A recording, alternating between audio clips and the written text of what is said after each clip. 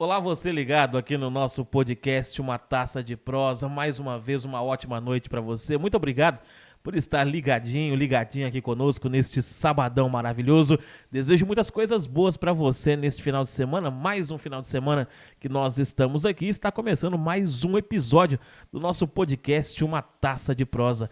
Eu sou Jonatas Caetano, apresentador deste programa, e nós vamos juntos aqui, a partir de agora, falar sobre o maravilhoso mundo dos vinhos. Puxe a sua cadeira, pegue a sua taça, sirva o seu vinho dessa noite, porque o programa de hoje, o episódio de hoje, está só começando. Eu quero pedir que você também compartilhe este vídeo com seus amigos, parentes, familiares, as pessoas que têm interesse em saber mais sobre o mundo do vinho. Nós estamos aqui no YouTube, também estamos no Spotify e no Deezer, e também estamos no Instagram. Você segue a gente lá no Instagram, @vinhoeprosa.podcast. Você nos acompanha lá através do Instagram, nossas postagens também durante a semana, os nossos cortes aqui também dos nossos podcasts, você acompanha através das nossas redes sociais. E já pegando boa noite dele também, que já está por aqui, e para bater esse papo muito bacana com a gente aqui, o nosso especialista Anderson Souza, sommelier. Boa noite, seja bem-vindo mais uma vez ao nosso Uma Taça de Prosa. Obrigado, Jonatas. Boa noite a todos. Boa noite aos amigos que estão aqui com a gente, né? Nos bastidores. Já começamos animados hoje com uma conversa super relevante sobre vinho, né? E agradeço mais uma vez a oportunidade. Espero poder fazer mais e mais vezes esse programa e levar informação para as pessoas. E já agradecer também a nossa equipe de trabalho nesta noite bacana aqui para você. Ricardo Barcelos e Matheus Barcelos nos controles técnicos aqui. Yuri Aquino também, que está fazendo nossos making-offs aí, aquilo que você vê no Instagram. Se não ficar bom, é culpa do Yuri Aquino. Aí você reclama na nossa página, a gente demite o Yuri Aquino e fica tudo certo, né? Nem começou, já vamos demitir? Nem começou, já vamos demitir a equipe, né? Alta rotatividade na equipe de trabalho. Mas nós estamos aqui aproveitando esse clima descontraído dessa noite de sábado, desejando aqui muitas coisas boas, né? A gente tá dando risada, estamos felizes, alegres nessa noite de sábado, e nós vamos continuar falando sobre estilos de vinho, tipos de vinho. Nós vamos continuar esse papo muito bacana, e nós vamos hoje ao velho mundo, Anderson. Exatamente. A gente falou bastante aí de Itália, né? França, de uvas francesas, né? Falamos muito pouco de um país que é super tradicional no mundo do vinho, que é a Itália. E a gente vai começar bem, né? Vamos falar de Itália e já vamos começar a falar de um vinho de uma uva emblemática, né? Uma das uvas mais plantadas dentro da Itália. Fica no noroeste, a região fica no noroeste da Itália, uma região chamada Piemonte, né? E hoje nós vamos falar aí de um estilo de vinho mais leve, um vinho mais fácil, né? Até o pessoal achou engraçado quando eu falei que esse vinho era um vinho fácil, mas para as pessoas entenderem, fácil é quando é fácil de beber, né? É um vinho descomplicado, um vinho que não necessita aí de tanto conhecimento, mas que realmente tem uma qualidade e aromas e sabor muito bons. Legal.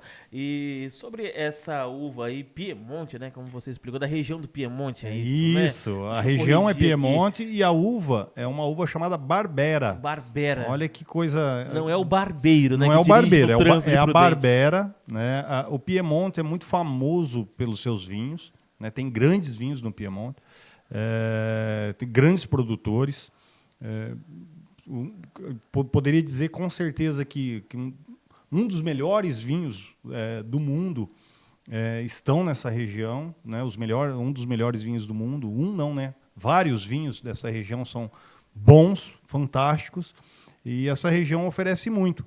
E a Barbera é uma uva que, pela região ter grandes vinhos, a Barbera às vezes é um pouco renegada, mas aos poucos ela está chegando aí, está conquistando os consumidores e melhorado bastante a qualidade desses vinhos. Os produtores têm dado uma atenção especial para essa uva e hoje vai ser um prazer falar dela. Interessante que é uma uva que nós não ouvimos falar muito sobre ela aqui no Brasil. Confesso que, no meu pouco entender do assunto, é a primeira vez que eu estou ouvindo falar dessa qualidade de uva, né? Até porque eu não sou especialista como o Anderson, né? Como o nosso amigo Miguel Francisco, a Nanda, que são experientes nesse assunto. Eu estou aqui apenas iniciando e tecendo alguns comentários aqui também, Mas ainda falando sobre o velho continente, a querida Itália, né, terra das pizzas, e coisa bacana. Anderson, sobre esta região do Piemonte, qual é a principal característica de clima, solo? Como que se desenvolve a questão dessa uva, essa uva Barbera, como que nós estamos abordando aqui hoje, esse estilo de vinho que é feito no Piemonte? Esse é um dos estilos, né? O Piemonte tem vários estilos de vinho. Espero que a gente consiga falar de todos eles, assim como eu disse das uvas, né? Se a gente for falar de todos os estilos, Nós vamos ficar aqui muito eternamente. tempo. Mas o Piemonte é muito famoso pelos seus vinhos. São duas grandes regiões que a gente tem dentro da Itália. Uma é a Toscana, muito famosa, né, pela sua beleza natural e tudo mais. E o Piemont é um pouco esquecido, mas é um lugar belíssimo também, onde se fazem grandes vinhos. E dentro de alguns estilos, eu posso falar aqui Barolo, eu posso falar aqui Brachetto d'Acqui, é um espumante que vem dessa região que é muito raro encontrar. Eu não conheço nenhum importador que traz para o Brasil, já teve, mas é tão difícil e o público brasileiro tem tão pouco conhecimento sobre vinho que não é um vinho que tem uma saída muito grande, então os importadores às vezes não se arriscam a trazer. Mas olha que interessante, lembra que eu falei sobre espumantes tintos? O Brachetto d'Acqui é um espumante da região do Piemont e ele é tinto. E é maravilhoso, um dos melhores espumantes para se beber comendo frutas, principalmente morango, porque ele tem uma quantidade de aromas de morango muito grande, né? Barolo é um vinho gigantesco, vinho de longa guarda, feito com uma uva que pouca gente conhece também, chamada Nebbiolo, né? E você tem outros estilos, espumantes dentro do Piemont. Você tem um espumante também muito famoso, que é o Asti. Na verdade, ele é um espumante que tem uma espumatização bem pequena, bem baixa. Também é doce, assim como a nossa Moscatel, mas tem um perfil diferente. Ele vem em garrafa bordaleza, ele não vem em garrafa de espumante, mas ele tem quantidade de gás carbônico natural, que se diga de passagem, né? É um outro estilo fantástico dessa região. E aí a gente tem mais uma infinidade de... o Barbaresco, que é outro grande vinho, junto com o Barolo, é um vinho... excepcional, tem um dos produtores mais famosos da Itália, chamado Ângelo Gaia. Ele entrou para o universo definitivamente como grande produtor de vinhos para esse universo, fazendo vinhos de Barbaresco, né? Hoje ele faz Barolos também, foi para a Toscana, comprou uma área, também faz Brunello e outros vinhos, mas o que colocou ele no mapa do mundo aí foi o Barbaresco. Então, assim, você tem uma infinidade de estilos dentro do Piemont, que é uma região geograficamente pequena, mas que oferece muita coisa e é bacana. E hoje a gente trouxe um vinho para representar aí tudo isso. Só uma coisa interessante que o Anderson ressaltou, eu vou puxar esse assunto de volta aqui. Você falou sobre espumantes tintos, né? A gente está acostumado a ver espumantes brancos e não tintos, né? É uma particularidade interessante, né, Anderson?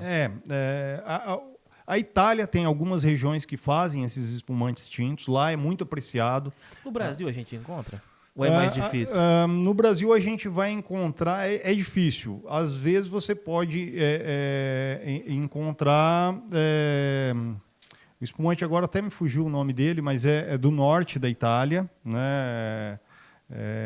O Lambrusco. Lambrusco, ele tem, eu já falei aqui, os italianos preferem espumante de Lambrusco tinto, seco, né? E aqui no Brasil a gente toma o branco doce, que a denominação é Amabile, né? Porque é amável, um vinho fácil de beber, que tem um residual de açúcar. Tem Brachetto d'Acqui, que é espetacular, difícil de achar, raro, é muito raro achar uma garrafa de Brachetto, não é um vinho caro, mas infelizmente a gente não consegue achar porque não tem saída. E tem outras regiões do mar que também tem alguns espumantes de uma uva chamada Lágrima d'Alba, que também é um espumante tinto.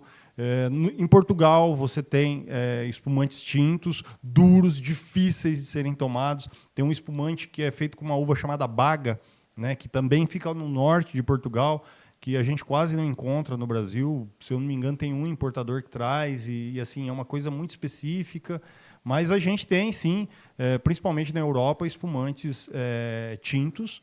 E só lembrando aqui que o espumante branco, na maioria das vezes, é feito de uvas tintas, né? A única diferença é que você tira a casca, que é o que dá cor ao vinho, né? Então, já falei também aqui, os mais famosos são os champanhes, e a principal uva da Champagne, junto com a Chardonnay, que é uma uva branca, é a Pinot Noir, que é uma uva tinta.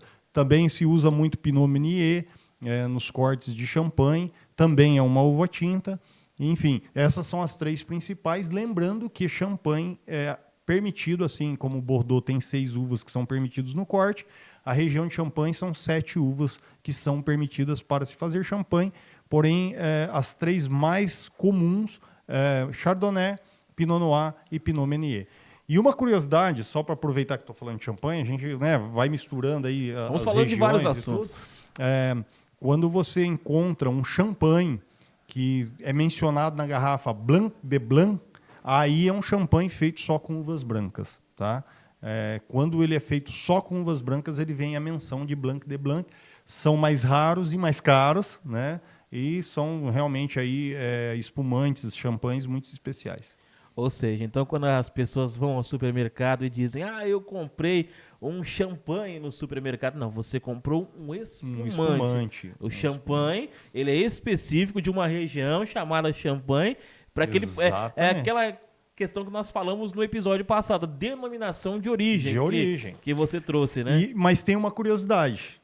E olha que louco isso, né? O Brasil, como sempre, fazendo história.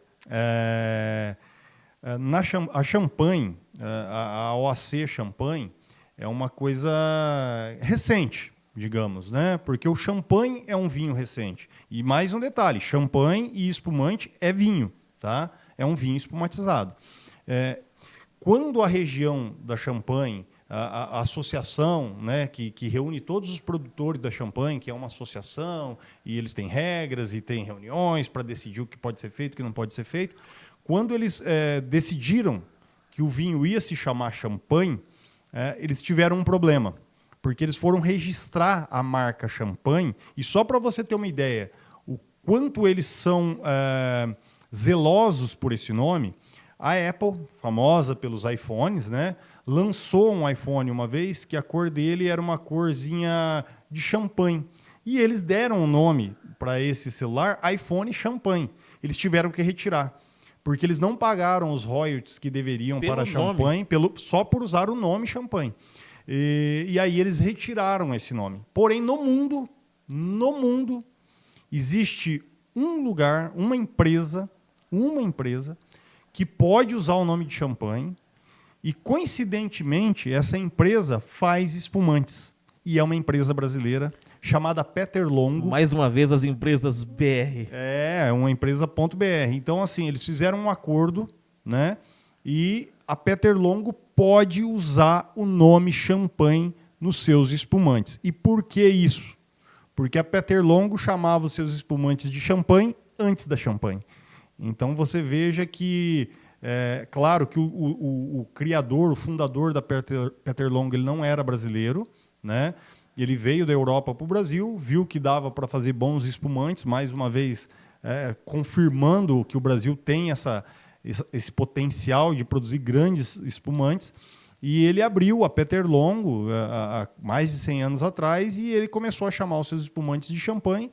E aí, quando a Champagne resolveu registrar o nome, teve que engolir, e hoje é a única empresa no mundo que pode usar o nome Champagne sem precisar pagar royalties. Se os brasileiros usassem os advogados do Fluminense, né? Eu acho que... Ou do Vasco, né? Ou do Vasco. Eu acho que a Champagne deveria pagar royalties ao Brasil, viu? Só uma sugestão aos advogados do Fluminense. É uma piadinha, né, gente?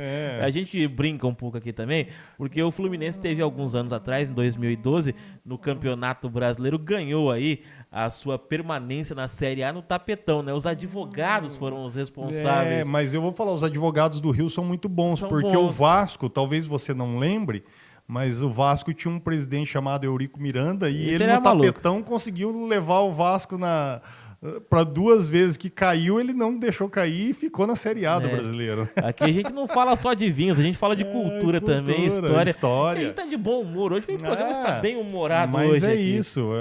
Eu acho que, mais uma vez, o vinho traz isso, né? Momento de descontração. Você começa conversa. a falar de vinho e ele vai te trazendo vários assuntos, e, enfim, uma coisa vai colando na outra e a coisa vai acontecendo. Bom, vamos retornar ao assunto aqui, que é o importante desse programa, né? Futebol, a gente deixa para os especialistas, né? Voltando a falar do nosso amigo aqui, o vinho do Piemonte, a Barbera, né? Da uva Barbera. Na questão dessa uva, este vinho ele é produzido para ser um vinho de consumo rápido, ele é produzido para ser um vinho de guarda, ou há possibilidade das duas opções, Anderson? Há possibilidade das duas opções, mas o mais comum é você ter vinhos jovens, vinhos para consumo rápido, e quando a gente fala isso, é um vinho que é para ser consumido aí até, se bem guardado, até 5 anos, né? E por que isso? Ele não vai evoluir na garrafa. Ele é feito para ser bom jovem. Então você abre, ele é aquilo, a tendência dele com o passar do tempo é decair, né? Então, se bem guardado, aí claro que tem alguns que podem ser mais longevos e tudo mais, e também existe barberas aí de bons produtores que são feitos para serem de guarda, mas não digo aí uma longa guarda, isso relacionado quando a gente fala de vinho, aí 15 anos, né? Para 15 anos é muita coisa. A maioria das pessoas não tem paciência para deixar um vinho guardado 15 anos, mas ele também não vai ter uma evolução de aromas, uma coisa que vai trazer uma justificativa para se guardar tanto tempo, né? E isso é mais uma das coisas importantes, sempre repetir. Vinho de guarda, ele fica guardado para evoluir, para melhorar. Então você deixa ele na garrafa por mais tempo e com o passar dos anos, né, bem acondicionado, bem guardado. E o que é um vinho bem guardado? Com temperatura sem oscilação, em torno de 14 graus. Então, vou comprar um vinho que eu vou guardar. Primeiro, tem que saber se o vinho realmente é de guarda. Ele é de guarda? Então, eu vou colocar ele num lugar, e não precisa ser uma adega, se eu tenho um porão que é bem escuro, que mantém uma temperatura constante, não tem oscilação de aumento e diminuição de temperatura, você pode guardar o seu vinho ali tranquilamente e deixar ele, não ficar mexendo na garrafa. Isso é uma coisa que eu brinco muito quando eu dou aula. Os meus alunos falam, como que eu guardo o meu vinho, né? Aí eu falo, olha, um vinho que vai ser guardado não é aquele vinho que toda vez que chegar uma visita, ou o cunhado, você vai se exibir para o seu cunhado, catar a garrafa e falar, eu tenho esse vinho aqui é de guarda, e depois coloca ele no lugar de novo. Ele é para ficar lá quietinho, sem luz, né? O mínimo de luz possível, sem oscilação de temperatura. Aí sim esse vinho vai se manter com as características e vai ter evolução esperada que a gente espera de um vinho de guarda, né? Então, assim, não é só ter o vinho. Se você ganhou o vinho de Natal lá da firma, sabe o vinho da firma? E aí você pegou e colocou ele lá na sua estante. Aquele que custou R$ 9,99. Perto do teto, onde está bem quente, ou lá no armário da cozinha, que quando você cozinha, toda a temperatura do fogão sobe e fica ali flutuando no alto, aquecendo essa garrafa. Sinto lhe falar, esse vinho já era, né? Então, ganhou uma garrafa de vinho, se ele não for de guarda, beba, não fique esperando, porque a chance de você esperar e depois tomar um vinho ruim é muito grande. No caso do nosso amigo aqui escolhido para esta degustê de hoje, né? Como diria nossos companheiros franceses, um degusté. Para a nossa degustação, Anderson Souza, nosso especialista. Quais são as principais características desse vinho de hoje, Anderson? Um vinho bem frutado. Então, um vinho jovem. Jovem, né? Já falamos aqui. Mas que traz muita fruta no nariz, bastante fruta vermelha. Isso é uma coisa curiosa, né? Se você coloca o vinho numa taça negra e você não saber que ele é tinto, como que você vai saber que ele tem aromas de frutas vermelhas, né? Mas esse tem, né? Bastante framboesa. São frutas que a gente costuma dizer frutas maduras, não passadas, nem porque quando eu falo de frutas passadas, isso é bacana, né? Para você que está com o vinho aí e quer fazer um teste, quando você abre um vinho, então a primeira coisa que você busca são os aromas. Então, se eu encontro um aroma de fruta, né? Então eu falei aqui uma framboesa. Só que essa framboesa, para as pessoas entenderem, e aí eu vou usar uma amora, que eu acho que é mais fácil, né? Não que tenha amora nesse vinho, mas eu vou usar uma amora porque a amora todo mundo conhece, framboesa é mais difícil. Então você pega uma amora que ela tá no pezinho lá e ela tá metade verde, metade madura. Coloca na boca, ela vai te dar uma sensação. Se você pega uma amora que está totalmente madura, ela vai te dar uma outra sensação. E se você pega uma amora que está bem madura, já passada, você vai ter uma outra sensação. Isso acontece no vinho também. Então eu posso falar que é uma fruta mais madura, uma fruta menos madura, uma fruta no ponto, entendeu? Que vai me dar essas características. Então aqui a gente tem uma fruta que é uma fruta fresca, que seria o ponto ideal para comer. Nem verde, nem madura demais. Está no ponto, entendeu?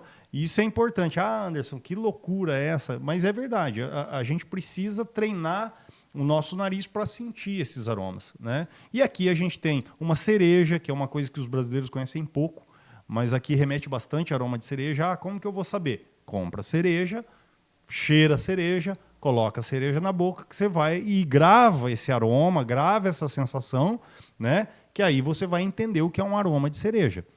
Então é um vinho que tem essa fruta, né? Fruta vermelha, cereja, framboesa, um vinho leve, né? Apesar dele ter uma intensidade de cor média, é um vinho bem leve, taninos bem suaves. Mais uma vez, tanino é aquilo que amarra a boca, lembra de maçã, banana verde, caju verde, caqui verde. Aquela sensação de amarramento na boca, aquilo que faz é o tanino, né? É um elemento vegetal que está presente na uva, e aí quando você faz a fermentação, que você transforma a uva em vinho, ela fica presente nesse vinho. Então é uma parte vegetal, né? Que a gente não consegue enxergar, mas que dá essa sensação de aspereza, de amarramento, de secura na boca, né? E aqui você vê que é um vinho que tem um tanino bem leve, bem suave, um tanino bem fino, pouca quantidade de tanino, apesar do vinho ter uma média intensidade de cor. Corpo leve, álcool super ajustado com esse vinho. Geralmente não são vinhos muito alcoólicos, né? Vai variar, claro, dependendo da região, entre 12 até 13,5, 14, uma região mais quente, mas é um vinho que eu sei que você vai perguntar, mas eu já vou responder. Tem alguns produtores já produzindo Barbera no Brasil que têm uma característica diferente desse. Eles são um pouco mais alcoólicos. Então aí você muda esse perfil de fruta, que era uma fruta que é uma fruta madura, para uma fruta mais madura. Que era uma fruta mais discreta para mais marcante. Mais marcante, mais compota, uma coisa de geleia. Ele muda o perfil da fruta e muda a alcoolicidade. Até por conta da temperatura do Brasil, que é totalmente diferente da temperatura que tem na Itália. E o Piemont está perto dos Pirineus, que é uma cadeia de montanhas, que tem neve o ano todo, né? Do Piemonte, dependendo do lugar que você está, você consegue enxergar os Pirineus. Então é uma região que é mais fresca. Ah, lá é frio o ano todo? Não é. Você tem épocas que chega a 30 graus, mas 30 graus é o limite deles, né? Então é uma região aí que tem uma temperatura média de 19 graus, então é uma região mais fresca. Quando você fala de Brasil, claro que você tem uma temperatura subtropical ou tropical que é mais quente, né? Você tem uma média maior e aí você vai mudar o perfil desse vinho. No caso desse vinho, após ele estar bonitinho na garrafa, igual ele está aqui, qual é a temperatura de serviço dele? É um vinho para se tomar aí 14, 15, 16 graus, entre 14 e 16 graus é a temperatura ideal por ele ser mais leve. Então é um vinho para tomar mais fresco, é um vinho para tomar em dias mais quentes, né? A gente está no Brasil, como eu já falei, um país mais de clima tropical ou subtropical, então você refresca um pouco mais esse vinho. E aí uma outra curiosidade, que eu não lembro se eu falei aqui, mas todo mundo tem uma coisa que chega para mim e fala assim, mas eu escutei falar que vinho toma na temperatura ambiente. É verdade. Na temperatura ambiente onde ele foi produzido, né? Que lá você tem uma temperatura mais fresca. Pega esse vinho e vai tomar em Presidente Prudente em pleno verão a 35 graus, ou no Rio de Janeiro a 40 graus, que você vai ver que você vai ter uma dificuldade imensa para tomar, porque daí ele fica bem mais alcoólico. O álcool se destaca, porque o álcool evapora mais fácil com o calor. E aí você vai ter uma sensação de um vinho mais quente. Ou seja, mais uma vez, ressaltando que a temperatura ambiente não é a nossa temperatura ambiente, mas a temperatura do ambiente que ele foi produzido. Como o Anderson acabou de falar, 14 graus é a temperatura ambiente daquela região, daquela não região. a nossa. 14 a 16 graus é o normal. Uma noite lá no Piemonte é essa temperatura de 16 graus. Agora, o dia que aqui em Prudente tiver 14 graus, né, você pode tomar ele em temperatura ambiente sem problema nenhum. Esses dias, essa semana aí, tem feito uma temperatura mais baixa. E se você quiser acordar e abrir uma garrafa de vinho, ele vai estar na temperatura ambiente, vai estar legal para tomar. Eu quero ver quem é que vai acordar às 3 da manhã para tomar uma garrafa de vinho. Só o Ricardo Barcelos que faria isso, né? Mas você quer mais uma curiosidade? Ah. Se você vai para a Europa e fica num bom hotel, é comum no café da manhã te servirem champanhe. É muito comum, tá? 9 horas já é a hora de abrir os trabalhos, eles sabem disso, então eles já te oferecem uma champanhe, um espumante Dash, que é da região do Piemonte.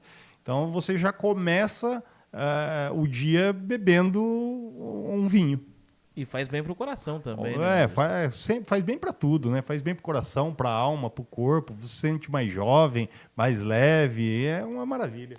Hoje o clima está leve aqui nesse programa. Ricardo Barcelos, que gosta de degustar bons vinhos, né? Vai levar essa garrafa para casa hoje aí. Me perdoe, viu, Ricardo? Me perdoe, mas o Ricardo eu já vi que é o maior 71.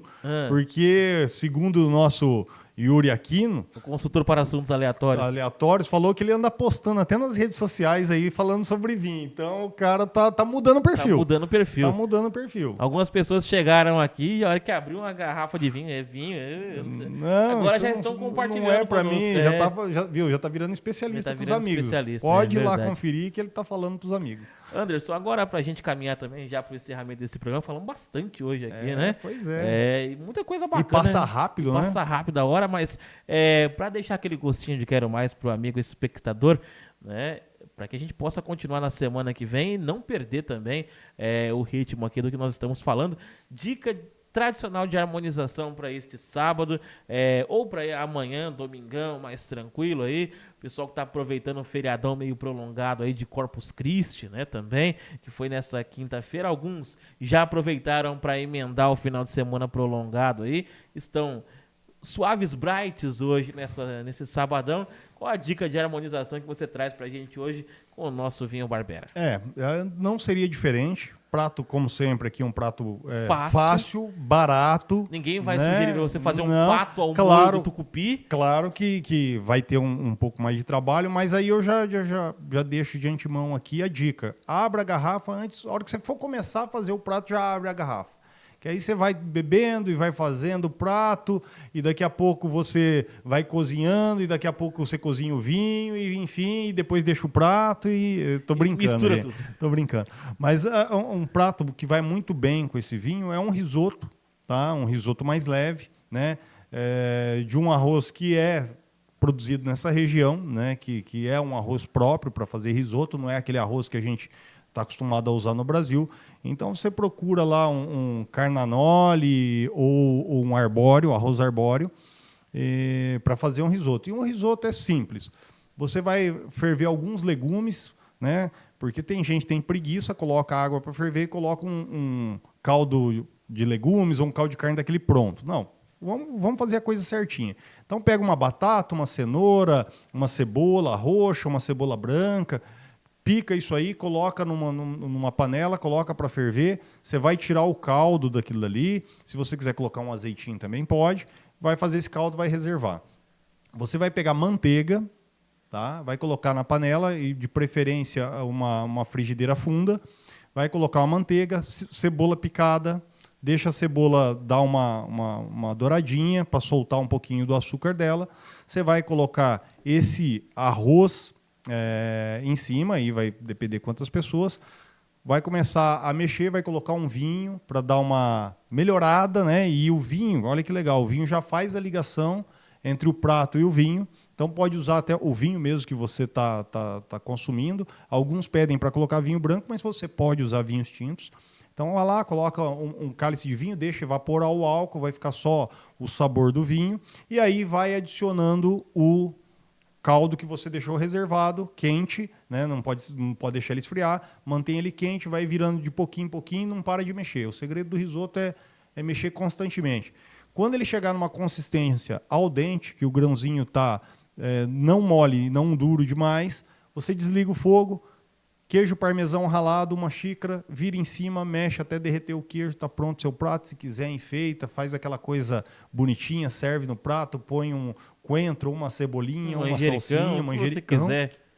Você enfeita como você quiser. Exatamente. E aí uma tacinha de vinho, você vai ver que vai ser uma harmonização perfeita.